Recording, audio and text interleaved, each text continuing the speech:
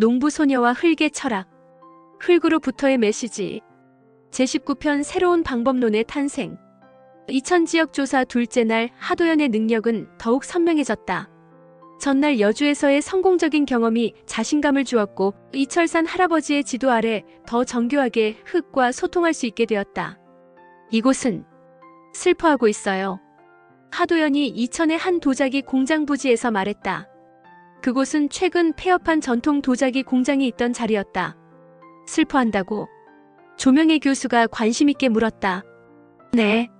수백 년 동안 도자기를 만들어 오던 곳인데 갑자기 그 역할이 끝나버렸으니까요. 흙이 그 기억을 간직하고 있어요. 이철산 할아버지가 고개를 끄덕였다. 맞아. 땅도 감정이 있어. 오랫동안 같은 일을 해오다가 갑자기 멈추면 허전해하지. 하도연은 더 깊이 집중했다.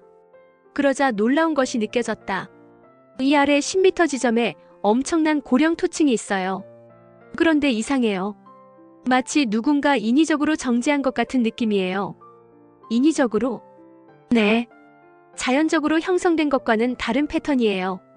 할아버지가 같은 자리에서 확인해 보더니 놀란 표정을 지었다. 정말 그러네. 이건 조선시대 도공들이 수백 년에 걸쳐 만든 인공 고령 토층이야. 그게 가능한가요? 경기도청 담당자가 물었다. 옛날 도공들은 좋은 흙을 만들기 위해 엄청난 노력을 했어. 여러 지역의 흙을 가져와서 섞고 물에 우려서 불순물을 제거하고 몇 년씩 숙성시켰지. 그런 흙들이 수백 년 동안 쌓여서 이런 층을 만든 거야. 조명의 교수는 흥분해서 GPS 좌표를 기록했다. 이건 정말 중요한 발견이에요. 전통 기술의 물질적 증거가 될 수 있어요. 하도연은 다른 지점으로 이동해서 계속 조사를 진행했다. 신기하게도 각 지점마다 다른 이야기가 들렸다. 어떤 곳은 기쁨의 기운이, 어떤 곳은 슬픔이, 어떤 곳은 분노가 느껴졌다. 할아버지, 흙이 이렇게 복잡한 감정을 가질 수 있나요? 당연하지. 그 땅에서 일어난 모든 일들이 흙에 기록되어 있어. 기쁨도 슬픔도 분노도 모두 흙이 간직하고 있는 거야. 조사를 마치고 서울로 돌아와서 하도연은 며칠 동안 보고서 작성에 몰두했다. 하지만 문제가 있었다. 자신이 체험한 것들을 어떻게 과학적 언어로 표현할 것인가? 조명의 교수와 상의했다. 교수님, 이런 내용을 어떻게 보고서에 쓸 수 있을까요? 흙이 슬퍼한다고 쓸 수는 없잖아요. 맞아요. 하지만 포기할 필요는 없어요. 새로운 방법론을 만들어보죠. 조 교수는 하도연과 함께 고민하기 시작했다. 일단 기존의 과학적 조사 결과와 하도연 씨의 관찰을 비교해봅시다. 놀라운 일이 일어났다. 하도연이 지하수가 흐른다고 한 곳에서 실제로 지하수맥이 발견됐고 고령토가 있다고 한 곳에서 정말로 고품질 고령토가 확인됐다. 정확도가 95%에 달했다. 이 정도면 과학적 방법론으로 인정받을 수 있어요. 조 교수가 흥분해서 말했다. 그럼 어떻게 설명할까요? 체감적 지질 조사법 센서리 지얼라지컬 서베이 메서드이라고 명명해봅시다. 전통 지식 보유자의 감각적 관찰과 현대 과학 장비의 정밀 측정을 결합하는 방법론이요. 하도연은 감동했다. 자신의 신비로운 체험이 학문적으로 인정받을 수 있는 길이 보였다. 보고서 작성에는 한 달이 걸렸다. 하도연은 전체 200페이지 중 50페이지를 할애해서 새로운 방법론을 상세히 기술했다. 체감적 지질 조사법의 특징. 1. 전통 지식 보유자의 감각적 관찰을 1차 조사로 활용. 2. 현대 과학 장비로 2차 정밀 검증 실시. 3. 역사 정문화적 맥락을 종합적으로 고려. 4. 개발과 보존의 균형점을 제시. 보고서의 핵심 결론은 명확했다. 여주 이천 신도시 개발 권고사항.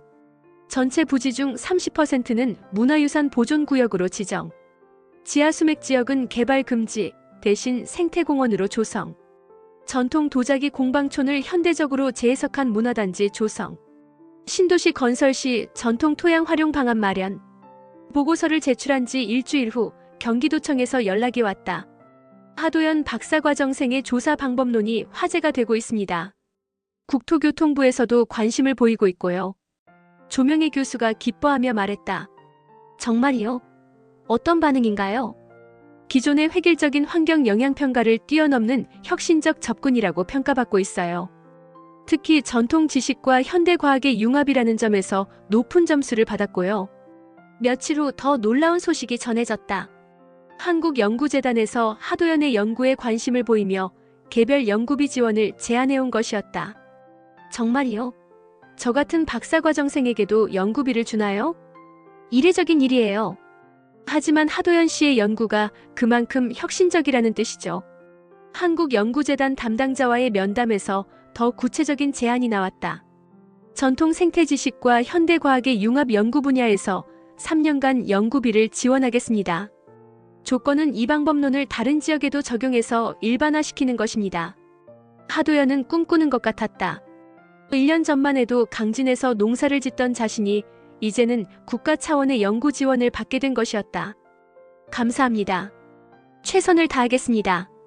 그날 밤 하도연은 이철산 할아버지에게 전화를 드렸다. 할아버지, 정말 감사해요. 할아버지 덕분에 이런 기회를 얻게 됐어요. 뭘 감사하냐? 내가 열심히 노력한 결과지. 나는 그냥 조금 도와준 것뿐이야. 이제 다른 지역에서도 이런 조사를 해야 해요. 할아버지도 계속 도와주세요. 그럼. 땅을 살리는 일이라면 언제든지 도와주마. 전화를 끊고 나서 하도연은 자신의 연구실 책상을 바라봤다. 이철산 할아버지가 주신 흙표본들이 작은 유리병에 담겨 진열되어 있었다. 그 옆에는 박순자 아주머니가 주신 성경책과 할머니의 된장이 놓여 있었다. 모든 것이 하나로 연결되고 있었다. 강진에서의 농사 체험, 철학자들의 흙 사상, 종교적 통찰, 그리고 이제는 현대 과학과의 융합까지. 하도연은 노트를 꺼내 새로운 연구 계획을 세우기 시작했다. 3년 연구 계획.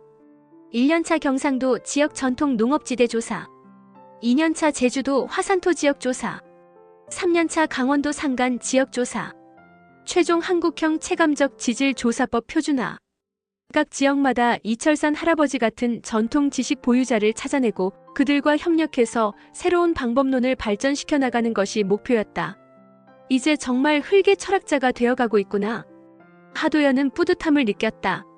농부에서 시작해서 연구자가 되고 이제는 새로운 학문 분야를 개척하는 선구자가 되어가고 있었다. 창밖으로 서울의 야경이 보였다. 콘크리트와 아스팔트로 덮인 도시였지만 이제는 그 아래 숨어있는 흙들의 이야기가 들리는 것 같았다. 각각의 땅이 가진 고유한 역사와 문화, 그리고 미래의 가능성들이 내일부터는 더 큰 꿈을 향해 나아갈 것이다. 전국의 모든 땅이 제대로 이해받고 보호받을 수 있도록, 그리고 개발과 보존이 조화를 이룰 수 있도록. 그것이 바로 흙이 자신에게 맡긴 사명이라고 하도연은 확신했다.